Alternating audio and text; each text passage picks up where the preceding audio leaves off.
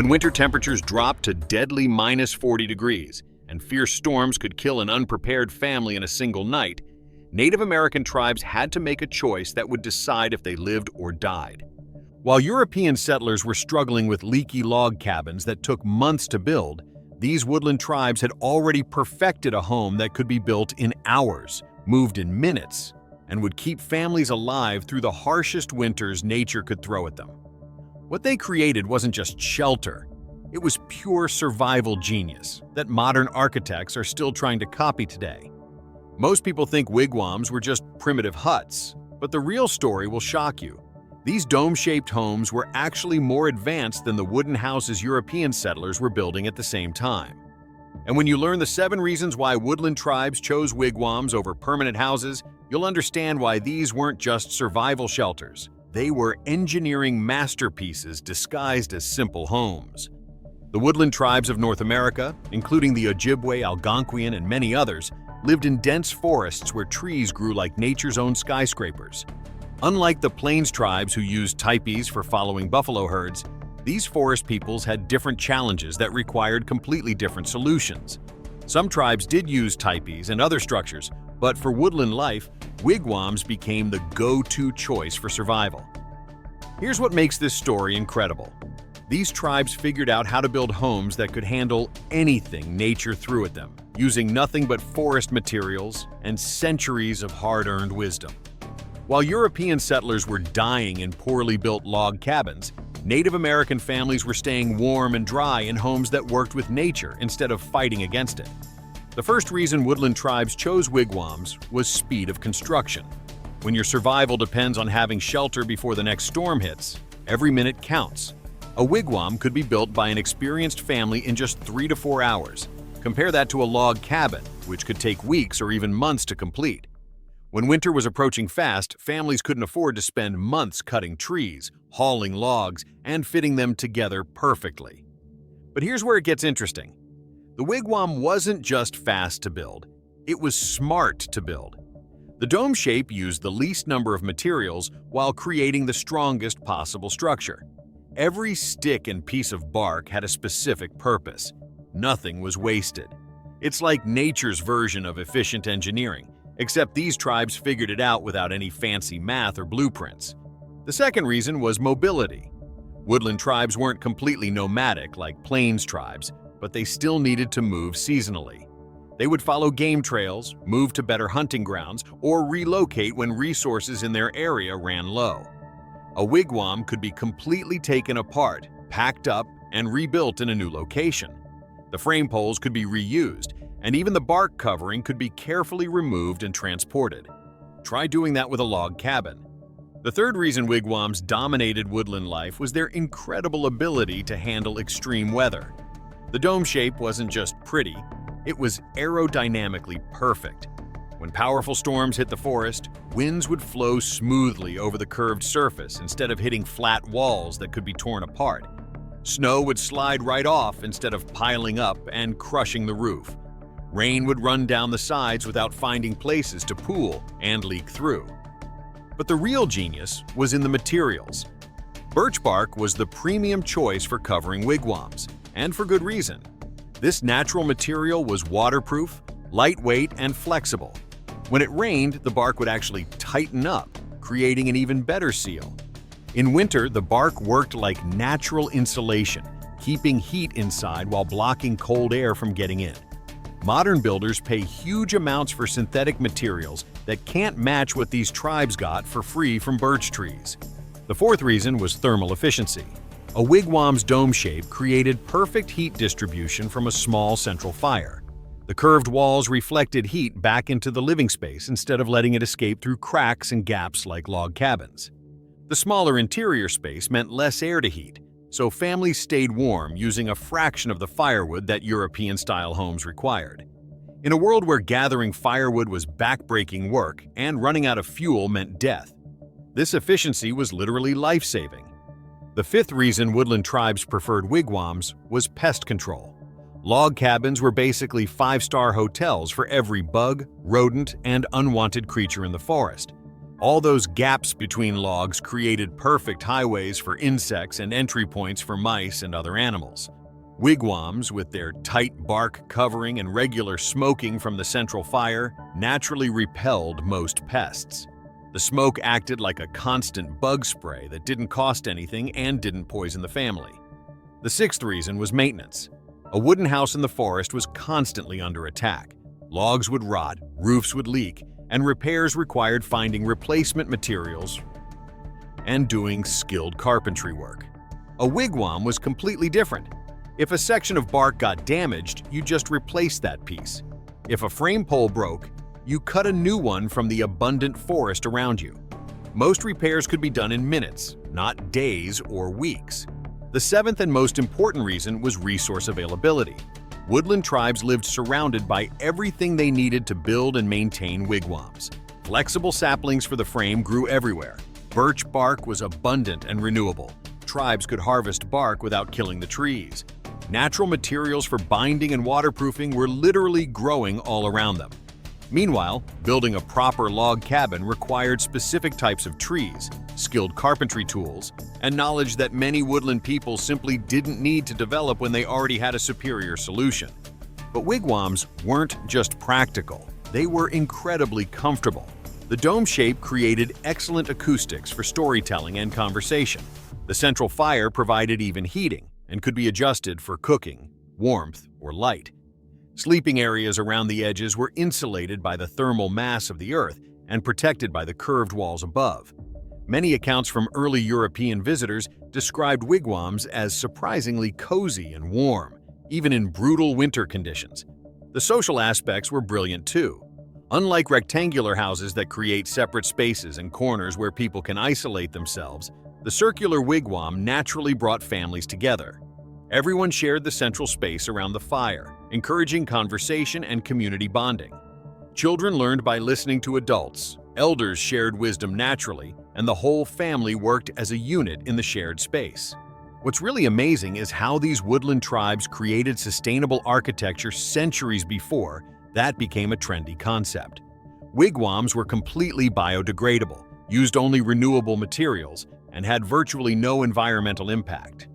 When a family moved on, the old wigwam site would return to forest within a few years, leaving no trace that humans had ever lived there.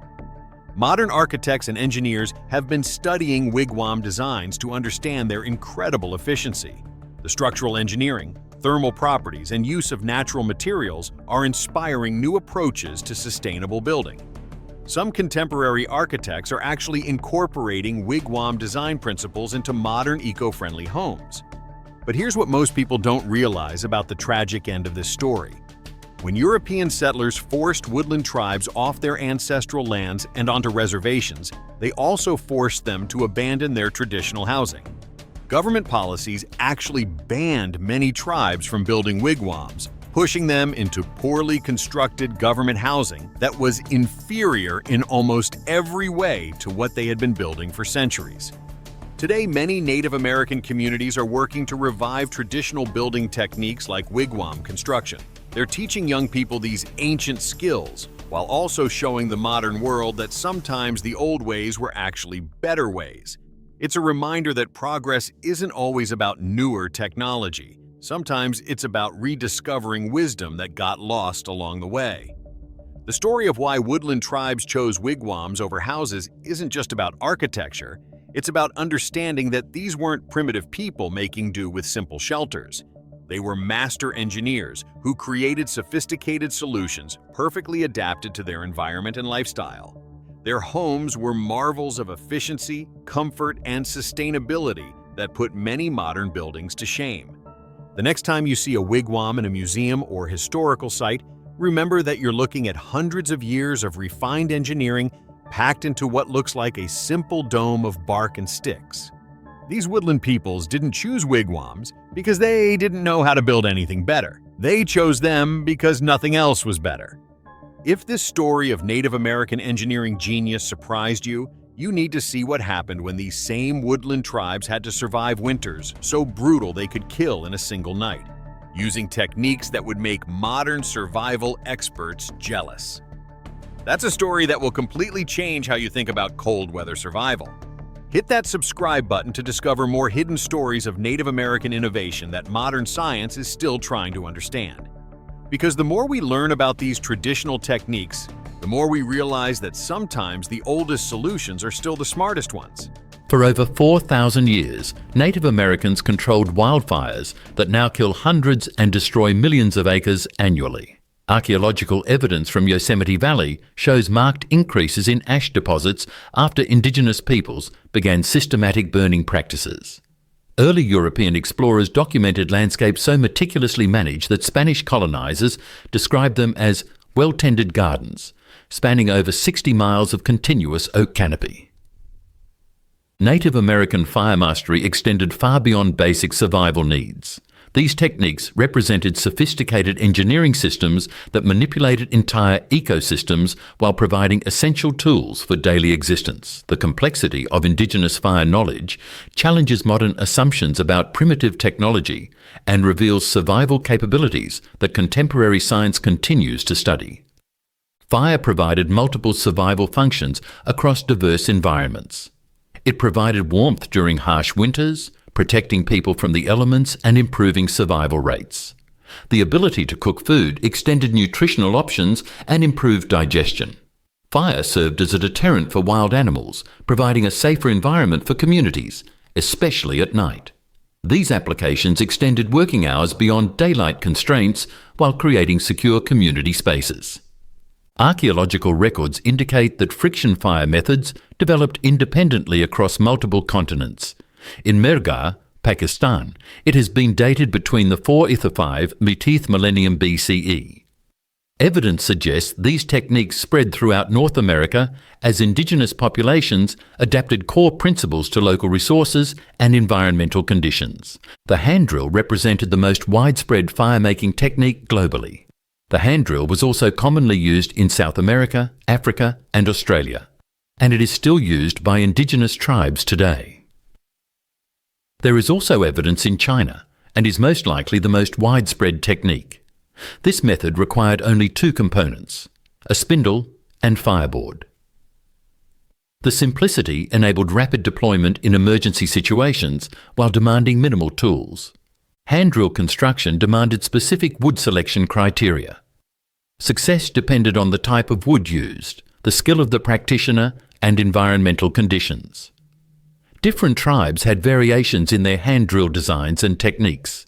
Practitioners learned to identify optimal timber density through fingernail pressure tests. Woods that accepted minor nail impressions provided ideal friction characteristics without excessive hardness.